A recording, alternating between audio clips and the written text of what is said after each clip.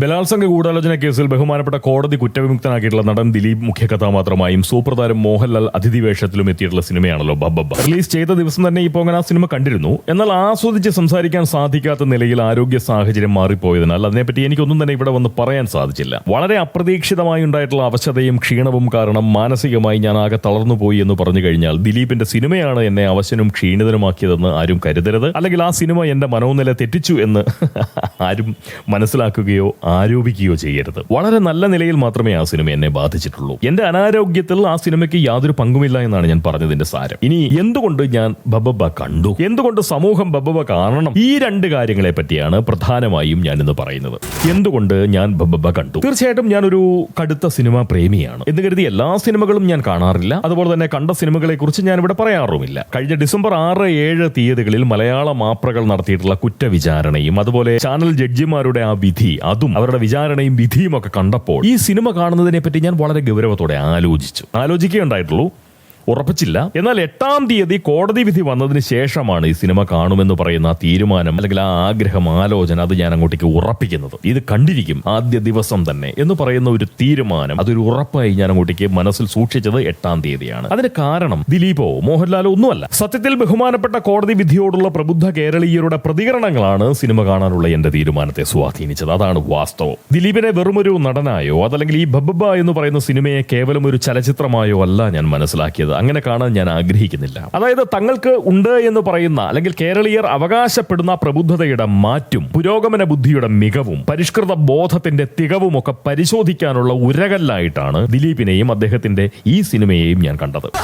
അതുപോലെ ഈ സിനിമ കണ്ടിട്ട് അഭിപ്രായം പറയണമെന്ന് ആഗ്രഹിച്ചിരുന്നുവെങ്കിൽ പോലും ആ ആഗ്രഹത്തെയും ഒരു തീരുമാനമായി ഞാൻ സ്വീകരിച്ചതിന് പിന്നിലും മോഹൻലാലോ ദിലീപോ ഒന്നും അല്ല കേട്ടോ. അങ്ങനെയും ധരിക്കരുത്. നിരൂപണമെന്നോ ആസ്വാദന വിവരണമെന്നോ ആരോപിക്കാനാവാത്ത നിലയിൽ ആ സിനിമയെപ്പറ്റി ചില കാര്യങ്ങൾ എന്നെ കേൾക്കുന്നവരുമായി പങ്കിടണമെന്ന് ഞാൻ വളരെ ആത്മാർത്ഥമായി ആഗ്രഹിച്ചതിന് പിന്നിൽ ദൗർഭാഗ്യലക്ഷ്മിമാർ പടനായികമാരായി ചുമതലയേറ്റുകൊണ്ട് അവർ ഈ സിനിമയ്ക്കെതിരെ നടത്തുന്ന യുദ്ധം കണ്ടതുകൊണ്ട് മാത്രമാണ്. ഇത്തരമൊരു എതിർപ്പ് ഈ സിനിമയോടുണ്ടായിരുന്നില്ല എന്നുണ്ടെങ്കിൽ ഒരു പക്ഷേ ഞാൻ ഈ സിനിമ കാണണം എന്ന് പറയുന്നത്, അതായത് ആദ്യ ദിവസത്തെ ആദ്യ ഷോ തന്നെ കാണാൻ കഴിയുമോ എന്ന് പറയുന്ന ആഗ്രഹമോ അതിനായിട്ടുള്ള ശ്രമമോ ഒന്നും ഞാൻ നടത്തില്ലായിരുന്നു. ഒരു പക്ഷേ ഈ യുദ്ധം കണ്ടപ്പോൾ അത് സഹിക്കാൻ പറ്റിയില്ല. ഞങ്ങളുടെ തൊണ്ടക്കുഴിയിൽ ജീവൻ തുടിക്കുന്ന കാലം നിന്നെ സമാധാനത്തോടെ ജീവിക്കാനോ തൊഴിലെടുത്ത് പുലരാനോ അനുവദിക്കില്ലടാ നാറി എന്ന് പറയുന്ന പകബുദ്ധിയോടെയാണ് അവർ ദിലീപിനെതിരെയും ഈ സിനിമയ്ക്കെതിരെയും നീങ്ങുന്നത്, അല്ലെ? യഥാർത്ഥ പരിഷ്കൃത ബുദ്ധിയും പുരോഗമന ചിന്തയും സാമൂഹ്യ ബോധവുമുള്ള ഒരൊറ്റ പൗരനും ഈ വിവരദോഷവും വകതിരിവില്ലായ്മയും ഊടും പാവും തീർക്കുന്ന ഇവറ്റകളുടെ ഈ അഹങ്കാരത്തെ ഒട്ടും തന്നെ അംഗീകരിക്കാനാവില്ല. അംഗീകരിക്കുന്നത് പോയിട്ട് ആലോചിക്കാൻ പോലും പറ്റുന്നില്ല. അറപ്പ് തോന്നുകയാണ്. ദൗർഭാഗ്യ ലക്ഷ്മിമാർ നയിക്കുന്ന പടയുടെ പിന്നണി പോരാളികളായി പ്രബുദ്ധ മലയാളികൾ ദിലീപിന് നേരെ സകല സന്നാഹങ്ങളും എടുത്ത് ഉറഞ്ഞു തുള്ളുമ്പോൾ അവരിൽ നിന്നും ദിലീപിനെ രക്ഷിക്കാനുള്ള പാങ്ങൊന്നും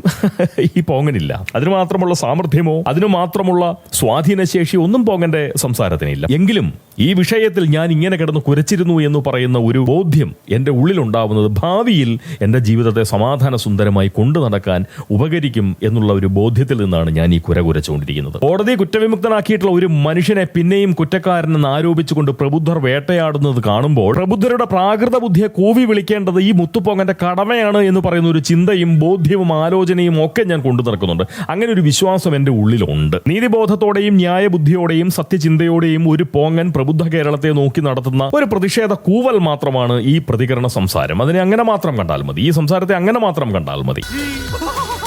എന്തുകൊണ്ട് സമൂഹം ബബ്ബബ്ബ കാണണം? എന്നിലെ പ്രേക്ഷകൻ സ്വയം പര്യാപ്തനാണ് കേട്ടോ. തീർച്ചയായിട്ടും അങ്ങനെയാണ്. അതുകൊണ്ട് തന്നെ മറ്റൊരാളുടെ അഭിപ്രായം കേട്ടുകൊണ്ട് സിനിമ കാണുന്ന ഒരാളല്ല ഞാൻ. സ്വാഭാവികമായും എനിക്ക് എന്റെ സഹജീവികളോട് ഏതെങ്കിലും ഒരു സിനിമ കാണണം എന്ന് പറയുന്ന അഭ്യർത്ഥന മുന്നോട്ട് വയ്ക്കാൻ ധാർമ്മികമായി അവകാശമില്ല എന്ന് എനിക്ക് വളരെ നന്നായിട്ട് അറിയാം കേട്ടോ. കാരണം ഞാൻ അങ്ങനെ ഒരു പ്രവൃത്തി ചെയ്യുന്ന ഒരാളല്ല. അതുകൊണ്ട് തന്നെ മറ്റൊരാളോട് അത് അഭ്യർത്ഥിക്കുന്നത് മര്യാദകേടുമാണ്. എന്നിട്ടും വെള്ളരിപ്പട്ടണം എന്ന് പറയുന്ന ആ സിനിമ കാണണം എന്നുള്ള ഒരു അഭ്യർത്ഥന ഞാനിവിടെ നിർന്നാണം നടത്തിയിട്ടുണ്ട് എന്നുള്ള കാര്യം എനിക്ക് നല്ല ഓർമ്മയുണ്ട്. നിങ്ങളിൽ പതിവ് പ്രേക്ഷകർക്കും തീർച്ചയായിട്ടും അറിയാമായിരിക്കും വെള്ളരിപ്പട്ടണത്തെ കുറിച്ച് ഞാൻ പറഞ്ഞത്. അന്നത് പറയേണ്ടി വന്നു. അതിന് കാരണമുണ്ട്. ബീഫ് പപ്സ് എവിടെ കിട്ടുന്ന എനിക്കറിയില്ല, ഞാൻ കഴിച്ചിട്ടില്ല. നവകേരളത്തിലെ ഡിജിറ്റൽ നിരൂപക ശ്രേഷ്ഠർ എത്രത്തോളം ആ പണിക്ക് കൊള്ളരുതാത്തവന്മാരാണ് എന്ന് പറയുന്ന നല്ല ബോധ്യം എനിക്കുണ്ടായിരുന്നു.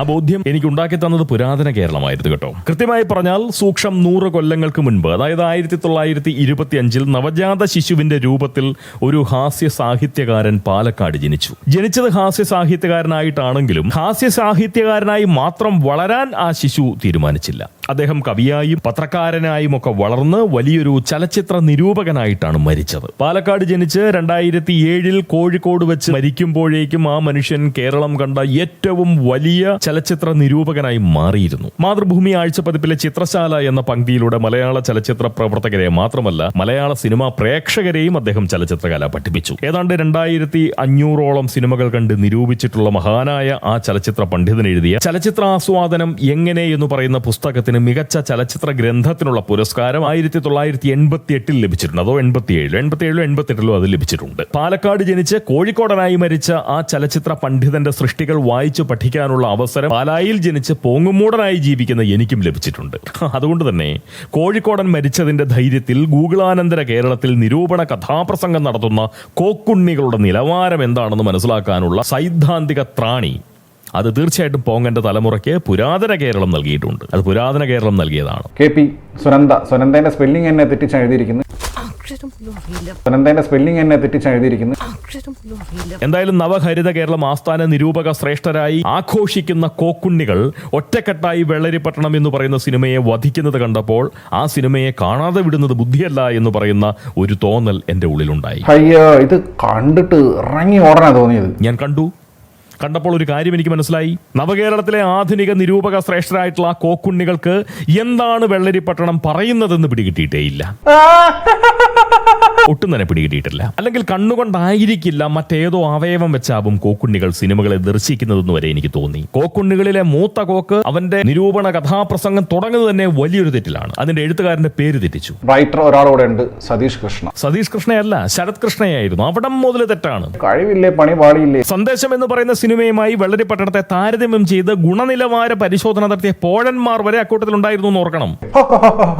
ഒരു കണക്കിന് നോക്കിയാൽ ചലച്ചിത്രാസ്വാദനം എങ്ങനെ എന്ന കോഴിക്കോടന്റെ ആ പുസ്തകം വായിക്കാത്തത് കോക്കുണ്ണികളുടെ ഭാഗ്യമായിട്ടാണ് പോങ്ങൻ കരുതുന്നത്. വായിച്ചിരുന്നുവെങ്കിൽ ഉപജീവനത്തിന് ആവശ്യമായിട്ടുള്ള അരിക്ക് വേണ്ടി അവർക്ക് വേറെ വേഷം കിട്ടേണ്ടി വന്നേനെ കേട്ടോ. കാരണം കോഴിക്കോടനെ വായിച്ചറിഞ്ഞാൽ സമൂഹത്തിന് മുന്നിൽ നിരൂപണവധം ആട്ടക്കഥ ആടാൻ അവർ പിന്നെ ഒന്ന് മടിക്കും. അല്ലെങ്കിൽ ഇപ്പോഴത്തെ നാണമില്ലായ്മ മതിയാകാതെ വന്നേനെ അവർക്ക് ഈ വേഷം കെട്ടാൻ. എന്തായാലും വെള്ളരിപ്പട്ടണത്തെ മുൻനിർത്തി ഇവന്മാരുടെ നിരൂപണ വേല ശ്രദ്ധയിൽപ്പെട്ടതുകൊണ്ട് ആ സിനിമ ഞാൻ കണ്ടു. കോഴിക്കോടനെ വായിച്ചിട്ടുള്ള ഒരുവൻ എന്ന നിലയിൽ നിരൂപണത്തിൽ കൊള്ളാത്ത വിധം ഞാൻ എന്നെ കേൾക്കുന്നവരോട് ആ സിനിമ കാണാൻ വളരെ ആത്മാർത്ഥമായി അഭ്യർത്ഥിച്ചിരുന്നു. 1,00,000 സഹജീവികൾ ആ അഭ്യർത്ഥനയെ അനുഭാവപൂർവ്വം സമീപിച്ചിട്ടുണ്ട് എന്നുള്ളതാണ് എന്റെ ഓർമ്മ. ഏതാണ്ട് ഒരു 3 ആഴ്ച കാലം കൂടി ആ സിനിമ കേരളത്തിലെ പല തിയേറ്ററുകളിലും തുടരുകയും ചെയ്തു കേട്ടോ. പോങ്ങ സമൂഹത്തോടുള്ള സ്നേഹം അറിയിച്ചുകൊണ്ട് അക്കാര്യം അതിന്റെ ചില അണിയറ പ്രവർത്തകർ തന്നെയാണ് പോങ്ങനോട് പറഞ്ഞത്. അങ്ങനെ പറഞ്ഞു എന്ന് കരുതിക്കൊണ്ട് അവരാരും അതിനു മുന്നേ എന്റെ പരിചിതരായിരുന്നില്ല. അവർ പിന്നീട് എന്റെ സ്നേഹിതരായിട്ടുമില്ല. ഒരുപക്ഷെ ആ സിനിമയെ കുറിച്ച് നല്ലത് പറഞ്ഞ ഏക വ്യക്തി എന്നുള്ള ഒരു തോന്നലിന്റെ പുറത്ത് അവർ നമ്മളോട് കാണിച്ചിട്ടുള്ള ഒരു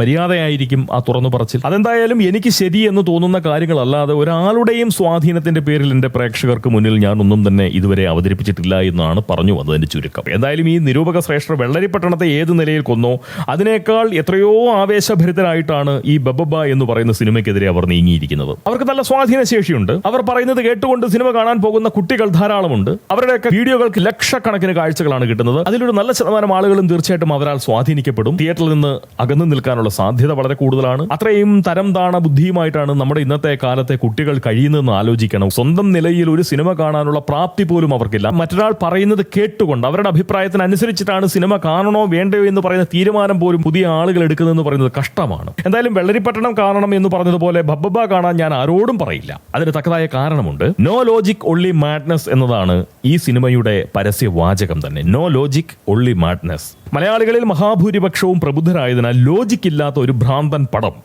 അവരുടെ പ്രബുദ്ധതയെ കണ്ടമാനം കെടുത്തിക്കളയാനിടയുണ്ട്, ദോഷമായിട്ട് ബാധിക്കും. സത്യത്തിൽ ദൗർഭാഗ്യ ലക്ഷ്മിമാരുടെ കോടതി വിധിക്ക് എതിരെയുള്ള പ്രകടനത്തോളം ലോജിക്കില്ലായ്മ ദിലീപിന്റെ ആ സിനിമയിൽ ഇല്ലെങ്കിൽ കൂടി പ്രബുദ്ധർ അവരിലുണ്ട് എന്ന് സ്വയം ആരോപിക്കുന്ന ആ ലോജിക്കിനെ മാനിച്ചുകൊണ്ട് ഈ പടം കാണാൻ ആരോടും പോകാൻ അഭ്യർത്ഥിക്കുന്നില്ല. എന്നാൽ അല്പമെങ്കിലും പരിഷ്കൃത ബുദ്ധി നിങ്ങളിലുണ്ട് എങ്കിൽ, പുരോഗമന ഭാവം നിങ്ങളുടെ ചിന്തകളെ അനുഗ്രഹിച്ചിട്ടുണ്ട് എങ്കിൽ, സാമൂഹ്യ ചിന്തയും പൗരബോധവും നിറഞ്ഞ സ്വഭാവം നിങ്ങൾ പേറുന്നുണ്ട് എങ്കിൽ, കോടതി വിധികളെ മാനിക്കുന്നതാണ് സാമൂഹ്യ മര്യാദയെന്ന് മനസ്സിലാക്കുന്നത്ര സൈദ്ധാന്തിക ഔന്നത്യം നിങ്ങളുടെ മണ്ടയിൽ ഉണ്ട് എങ്കിൽ, കോടതി വിധിയെ അപമാനിക്കുന്ന വിധം ഈ സിനിമയ്ക്കെതിരെയും കോടതി കുറ്റവിമുക്തനാക്കിയ ദിലീപിനെതിരെയും ദൗർഭാഗ്യ ലക്ഷ്മികൾ പടനായികമാരായി ചുമതല ഏറ്റുകൊണ്ട് നടത്തിക്കൊണ്ടിരിക്കുന്ന ഈ അധർമ്മ യുദ്ധത്തിനോടുള്ള പ്രതിഷേധമായി നിങ്ങളുടെ വിലപ്പെട്ട 2.5 മണിക്കൂർ സമയം ഈ സിനിമയ്ക്കായി നിങ്ങൾ മാറ്റിവെക്കുന്നത് തീർച്ചയായും നല്ലൊരു കാര്യമായിരിക്കുമെന്ന ഒരു അഭിപ്രായം എനിക്കുണ്ട് എന്ന് ഞാൻ വളരെ വിനീതമായി നിങ്ങളെ അറിയിക്കുന്നുണ്ട്. യഥാർത്ഥ പരിഷ്കൃത ബുദ്ധരെ സംബന്ധിച്ച് ഈ സിനിമയുടെ പരാജയം എന്നത് ദിലീപിന്റെ പരാജയമല്ല. അങ്ങനെ ഞാൻ കരുതുന്നില്ല. ദിലീപിന്റെ പരാജയമല്ല, ജനാധിപത്യത്തിന്റെ പരാജയമാണ്, ധർമ്മത്തിന്റെയും ന്യായത്തിന്റെയും നീതിയുടെയും പരാജയമാണ്. ബഹുമാനപ്പെട്ട കോടതികളെ തോൽപ്പിക്കുന്നതിന് തുല്യമാണ്. അതുകൊണ്ട് സാധിക്കുമെങ്കിൽ നോ ലോജിക് ഒൺലി മാഡ്നസ് എന്ന തലവാചകവുമായി വരുന്ന ഈ സിനിമയെ വളരെ അനുഭാവത്തോടെ ഒന്ന് പരിഗണിക്കണമെന്ന് പറയുന്ന ഒരു അഭ്യർത്ഥന മാത്രം പോകാൻ മുന്നോട്ട് വയ്ക്കുന്നുണ്ട്. ദിലീപ് വിരുദ്ധത കൊണ്ട് ഭ്രാന്തു പിടിച്ച് കോടതികളെയും കോടതി വിധികളെയും പോലും തിരിച്ചറിയാൻ ത്രാണിയില്ലാതെ പോയിട്ടുള്ള ദൗർഭാഗ്യ ലക്ഷ്മിമാരുടെ വിവരദോഷങ്ങൾക്ക് അടിമപ്പെടാതിരിക്കാൻ പ്രകൃതി സകല പ്രബുദ്ധരെയും അനുഗ്രഹിക്കട്ടെ. ഈ വേദവ്യാസൻ രചിച്ച മഹാഭാരതവും വാസുദേവൻ എഴുതിയ മഞ്ഞും വല്ലച്ചിറ മാധവൻ കുറിച്ച ഓടപ്പഴവുമൊക്കെ തരാതരം പോലെ വായിക്കാൻ കഴിയും വിധം അത്രത്തോളം ഇലാസ്തികമായിരുന്നു പോങ്ങന്റെ തലമുറയിൽപ്പെട്ടവരുടെ ആസ്വാദന നിലവാരം. ഈ പോങ്ങന് പോലും ആ ഒരു ഗുണം കിട്ടിയിട്ടുണ്ട്. വേദവ്യാസന്റെ മഹാഭാരതം മുതൽ പമ്മന്റെ ഭ്രാന്ത് വരെ വായിക്കാനുള്ള ആ ഒരു ഇലാസ്തിക സ്വഭാവം പോങ്ങന്റെ ആസ്വാദന നിലവാരത്തിനുണ്ടായിരുന്നു എന്ന് എനിക്ക് അഭിമാനത്തോടെ പറയാൻ പറ്റും. അതുകൊണ്ട് വ്യാജ നിരൂപകരുടെയും അധർമ്മികളായിട്ടുള്ള ആക്ടിവിസ്റ്റുകളുടെയും പക പുകയുന്ന ഭ്രാന്തന ആഹ്വാനങ്ങൾക്ക് അടിമവൃത്തി ചെയ്യാതെ ആത്മാഭിമാനത്തോടെ അവനവന്റെ ജീവിതം ജീവിക്കാൻ പ്രബുദ്ധർ തയ്യാറാവണമെന്നാണ് പോങ്ങന്റെ ഒരു എളിയ അഭ്യർത്ഥന. ഓർക്കണം, പുരാതന കേരളീയനായിരുന്ന കോഴിക്കോടൻ നമ്മെ വിട്ടു പോയപ്പോൾ നവകേരളത്തിന് കിട്ടിയത് കോക്കുണ്ണികളെയാണ്. പുരാതന കേരളീയനായിട്ടുള്ള ശ്രീനിവാസൻ ഇന്നിപ്പോൾ പോയി. സത്യത്തിൽ നവകേരളത്തിനാണ് പോങ്ങൻ ആദരാഞ്ജലികൾ അർപ്പിക്കുന്നത്. മഹാനായ ശ്രീനിവാസന് പകരം ആളുണ്ടാവില്ല. പക്ഷേ അവിടേക്ക് ആരെയായിരിക്കും ഈ നവകേരളം പ്രതിഷ്ഠിക്കുക എന്ന് ആലോചിക്കുമ്പോൾ എനിക്ക് നല്ല ആശങ്കയുണ്ട്. ശ്രീകാന്ത് കഷ്ടം എന്നല്ലാതെ എന്തു പറയാൻ. എത്രത്തോളം അധപ്പതിച്ചു പോയി നമ്മുടെ സമൂഹം എന്നുള്ളത് അത് മനസ്സിലാക്കാനുള്ള ഒരു ഉരകല്ലാണ്. അതിന്റെ മാറ്റ്, നമ്മുടെ പ്രബുദ്ധതയുടെ മാറ്റു പരിശോധിക്കാനുള്ള ഒരു ഉരകല്ല് തന്നെയാണ് തീർച്ചയായിട്ടും ഭബ്ബബ എന്ന് പറയുന്ന ഈ സിനിമ എന്ന വിചാരം ഒരിക്കൽ കൂടി പങ്കുവെച്ചുകൊണ്ട് ഞാൻ ഈ സംസാരം ഇവിടെ നിർത്തുകയാണ്. എല്ലാവർക്കും നല്ലത് വരട്ടെ, നമുക്കെല്ലാം നല്ലത് മാത്രം വരട്ടെ. സ്നേഹം.